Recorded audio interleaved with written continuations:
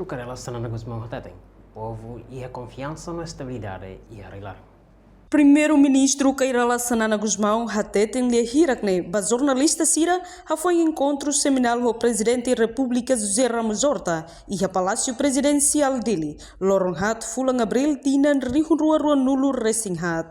Primeiro-ministro Kairala Sanana Guzmão informa, Estado no governo aprecia tebes ba maturidade povo Timor-Lestenian e hetinan idane, tamba celebração Páscoa lá o dia tebes, no la iha problema, ne haturu kata Husi comunidade, jovem ferik no catuas iha ona confiança no estabilidade da nação Timor-Leste. Sefi governo ne haktuir, sefi Estado mos reconhece tinan kotu klahanesan hotinan idane.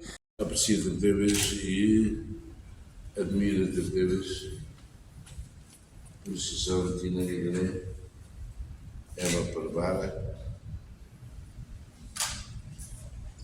Olha tudo desde que até ia lá, os comunidades, os jovens, os férias, a torcida, ia na confiança, na estabilidade.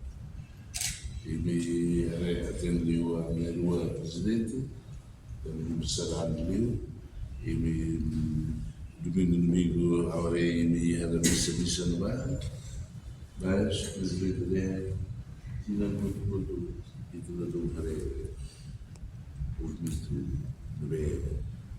é uma barra confiança e cara que mostra tudo o presidente lá os cidadãos presidente nunca há processar os apreciados deles situação calma e pela reta missa faz economia do calambor lá o filho uma daí problema daí nossa meu presidente desse senhor então lá com dele estava lá o diretor. Reportagem Sabina Sansa, Televisão Timor-Post.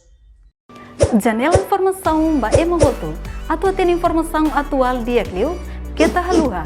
Haneham botão subscribe, like. Halo comentário no faixa tutang ba media sosial hotu.